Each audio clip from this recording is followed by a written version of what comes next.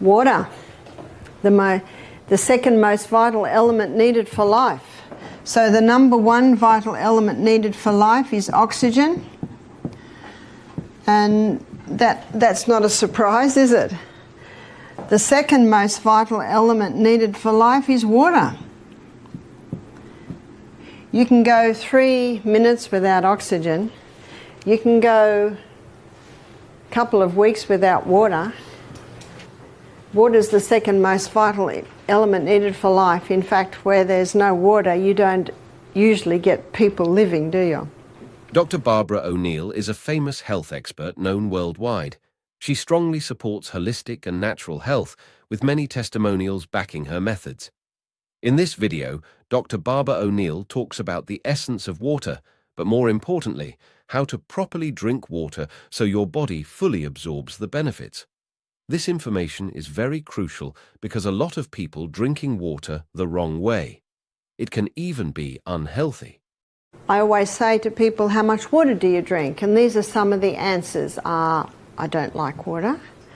If I drink water, my feet swell. If I drink water, I'm going to the bathroom all day. Those last two answers tell me that the water's not getting inside the cell. So how do we get the water inside the cell? We have to go to the third most vital element needed for life, and that is sodium. The fourth most vital element needed for life is potassium. In nature, we find the highest amount of sodium in seawater, and seawater contains 92 minerals. Of those 92 minerals, 30%, approximately 30% is sodium, and of those 92 minerals, approximately 50% is chloride.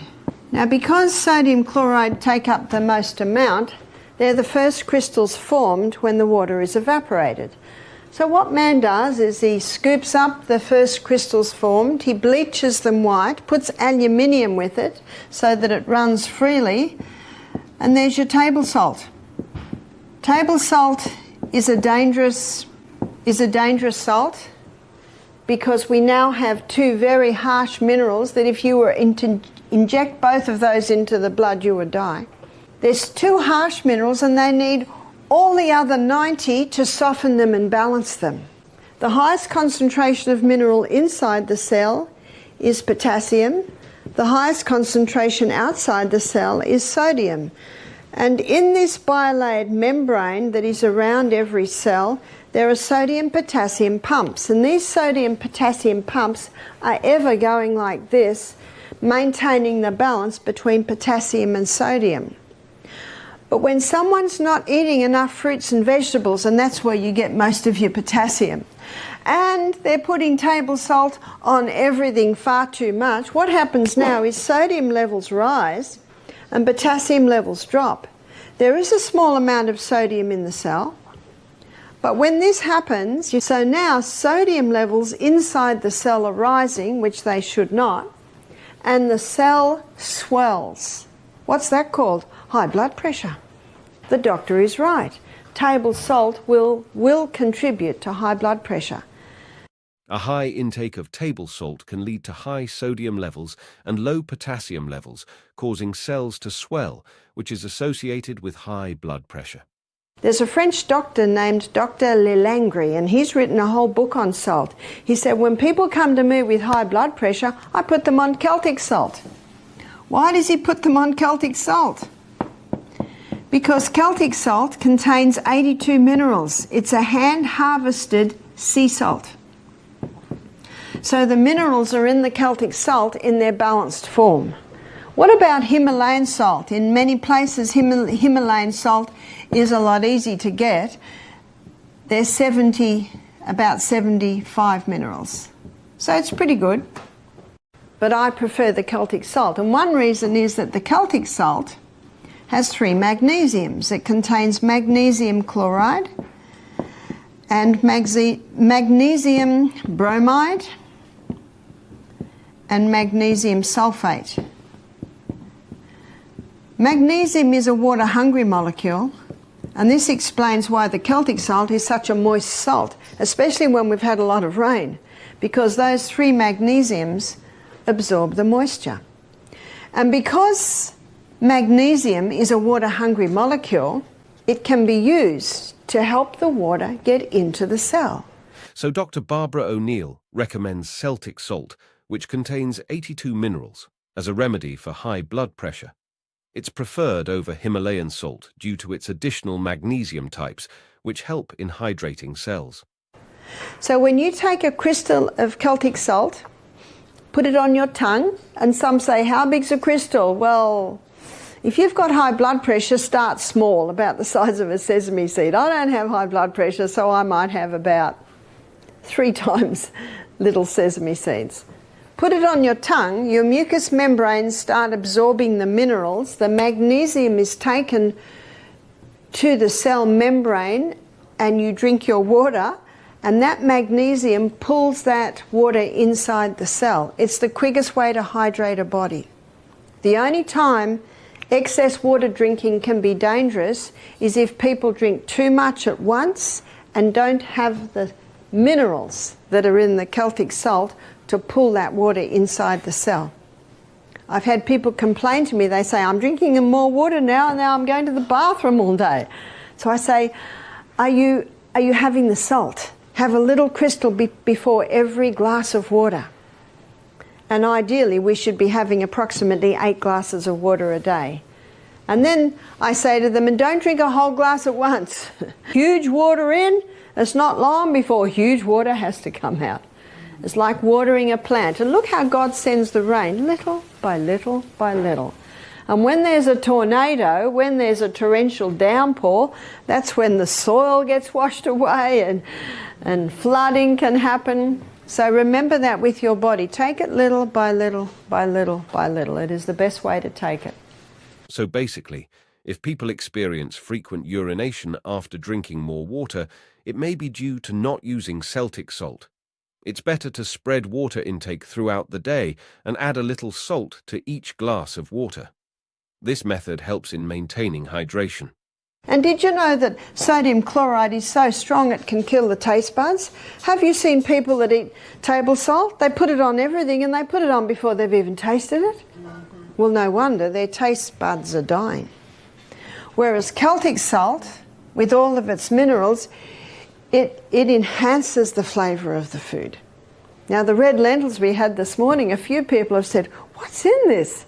I've even served it at my house at breakfast, and people have said, is there chicken in this? And I know why they say that. It's because it's so flavoursome. Well, it has a little olive oil, some herbs, nice if you can get fresh or Italian herbs, and some Celtic salt and a bit of turmeric. That's it. I rinse it very well. It must be rinsed well first. And I do that just before it's fully cooked. And yet, as you can see, it's delicious. Dr. Barbara O'Neill explains that table salt can kill taste buds due to its strong properties, while Celtic salt enhances flavour. So sodium not only is required to get the glucose into the blood, it's also required to get the water into the cell. So it's sodium. It's the 3rd most vital element needed for life. And you can get that information on the 4 vitals in any anatomy and physiology book, chemistry book, biology book. I'm just giving you the facts here. So as you can see, water is very important. But so is the salt. And again, the potassium is found in all your fresh fruits and vegetables. Calcium cannot get into the cell by itself. It needs vitamin D. When vitamin D is present, the calcium is pulled inside the cell. But you just imagine for a moment, and this is happening in America a lot today, people are not drinking enough water. They're not having the whole salt, and they're definitely not having many greens, which is where your magnesium is. So the little bit of water they're having is not getting inside the cell. They don't go out in the sunshine because they're scared of getting skin cancer. So they're not getting their vitamin D, so the calcium can't get in and the minerals can't get in. and they're trying to lose weight, so they've listened to a lot of the media hype that you've got to stop the fat because fat will make you fat. So they're on a high carbohydrate diet. Remember what fat will do? It'll give you satisfaction or a satiation, a full feeling. But if you're not having any fat, you just eat and eat and eat and eat and eat and eat. The whole packet of cookies goes, the whole chips go. There's not a sign in your body that says enough. It's the fibre, protein and the good fats that will give you that sign. So they're on a high carbohydrate diet, thinking that if they go fat-free, they'll lose weight. And can you see what's happening? The water can't get in, the minerals can't get in, the glucose can't get in, and the body says, what are we going to do? Because remember, this is the CBD of the human body. What are we going to do? And the body says, we've got one last thing up our sleeve. We'll just force it into the cell. That's high blood pressure. So high blood pressure can be a result of dehydration. It can be a result of mineral deficiency, magnesium deficiency. It can be a result of vitamin D deficiency. It can be a result of a high carbohydrate, high sugar diet. It can be a result of inactivity. So there's a whole lot of things that can come together to contribute to high blood pressure. And I'd like to take you inside and look at a few body functions and how they're affected by dehydration. So let's begin at the mouth. Did you know that in a state of chronic dehydration, too much saliva is produced? Some people think a dry mouth is a sign of dehydration. It is, and too much saliva can be a sign of dehydration. You see, when not enough water is going into the body, and how much water should go in? Let's do an assessment of that. So our kidneys, to know how much water should go in, we need to look at how much is coming out. So in our kidneys, we urinate out 1.5 litre loss. Now, a litre is the same as a quart. So I'm probably best, because I'm speaking to an American audience, to say quart loss. 1.5 quart loss. Out of the skin, it can be 0.5 of a quart loss. Out of the colon, 0.3 of a quart loss. And out of the lungs, it's about a 0.2 of a quart loss. So that equals 2.5 quart loss every day.